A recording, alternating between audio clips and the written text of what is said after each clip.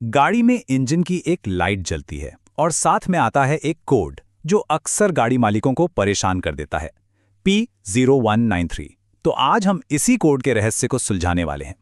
इसे समझना बहुत जरूरी है क्योंकि ये एक आम प्रॉब्लम है जो आगे चलकर गंभीर भी हो सकती है। जरा सोचिए, आप बड़े आराम से गाड़ी चला रहे हैं और अचानक डैशबोर्ड पर वो जानी पहचानी पीली बत्ती जल उठती है, चेक इंजन लाइट। ये लाइट आप जानते हैं अक्सर किसी छिपी हुई समस्या का पहला इशारा होती है। और आज हम इसी से जुड़े एक खास कोड की तह तक जाएंगे। तो सबसे पहला सवाल तो यही उठता है कि आखिर यह कोड P0193 है क्या। चलिए इसके मतलब को थोड़ा आसान भाषा में समझते हैं। टेक्निकली P0193 का मतलब है fuel rail pressure sensor circuit high input. अब इसका मतलब क्या हुआ?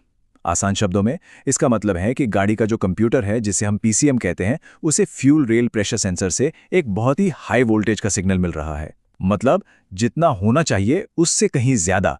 तो कंप्यूटर को लगता है कि या तो ईंधन का प्रेशर बहुत ज्यादा बढ़ गया है या फिर सेंसर के सर्किट में ही कोई गड़बड़ है।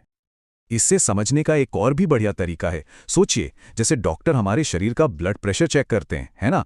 बिल्कुल वैसे ही ये सेंसर इंजन के फ्यूल सिस्टम का ब्लड प्रेशर मापता है, यानी कि ईंधन का दबाव। और ये कोड P0193 हमें बता रहा है कि ये प्रेशर ये खतरनाक रूप से हाई है। तो ठीक है, कोड तो समझ आ गया, पर गाड़ी चलाते वक्त ऐसा क्या महसूस होगा जिससे पता चले कि ये प्रॉब्लम आ गई है? मतलब एक ड्राइवर के तौर पर किन संकेतों पर ध्यान देना चाहिए? देखिए, ये सारे लक्षण सीधे सीधे फ्यूल सिस्टम की गड़बड़ी की तरफ इशारा करते हैं।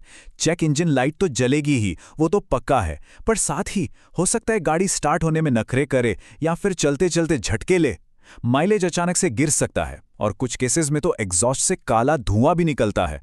और वो इसलिए क्योंकि गलत सिग्नल के चक्कर में इंजन को जरूरत से ज्यादा फ्यूल मिलने लगता है और वो ठीक से जल नहीं पाता। तो सवाल ये है कि इन सब लक्षणों के पीछे की असल वजह क्या है। चलिए उन संभावित कारणों की पड़ताल करते हैं जो इस P0193 कोड को एक्टिवेट कर सकते हैं। ज्यादातर मामलों में जो असली गुनहगार होता है वो खुद फ्यूल रेल प्रेशर सेंसर ही होता है, मतलब वो ही खराब हो गया है। इसके अलावा वायरिंग में भी प्रॉब्लम हो सकती है, जैसे कोई तार कट गई हो या कनेक्टर में जंग लग गया हो। कुछ गाड़ियों में वैक्यूम लीक भी इसकी एक वजह हो सकता है। हाँ, कभी कभी फ्यूल पंप या गाड़ी के मेन कंप्यूटर यानी PCM में भी खराबी हो सकती है, लेकिन सच कहूं तो ऐसा बहुत कम होता है। इसीलिए जांच हमेशा सबसे आसान और आम वजहों से ही शुरू की जाती है। अब आते हैं सबसे जरूरी हिस्से पर कि इस समस्या को कैसे जांचा जाए और कैसे ठीक किया जाए। चलिए उन स्टेप्स को देखते हैं जो एक मैकेनिक आमतौर पर इस प्रॉब्लम को सॉल्व करने के लिए अपनाता है। देखिए, जांच का एक सही तरीका होता है। सबसे पहले सेंसर और उसकी तारों को ध्यान से देखा जाता है, कहीं कोई तार कटी, छिली या जली हुई तो नहीं है। इसके बाद एक मल्टीमीटर से वोल्टेज चेक किया जाता है।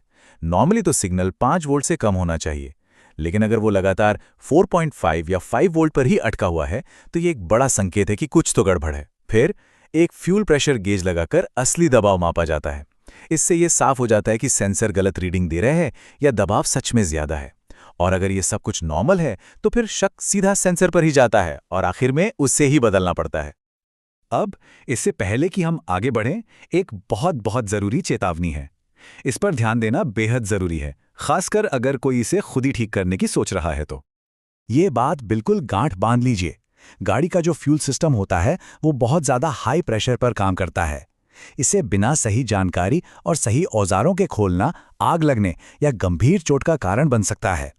अगर इस काम का अनुभव नहीं है तो सबसे सुरक्षित यही है कि इसे किसी प्रोफेशनल मैकेनिक पर ही छोड़ दिया जाए। तो हमने देखा कि कैसे चेक इंजन लाइट जैसा एक छोटा सा सिग्नल भी एक बहुत जरूरी कहानी बता सकता है।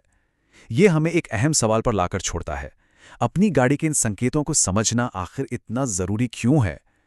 अगली बार जब डैशबोर्ड पर कोई लाइट जले तो याद रखिए, ये सिर्फ एक चेतावनी नहीं है, ये आपकी गाड़ी का आपसे बात करने का तरीका है और इसे नजरअंदाज करना ठीक नहीं।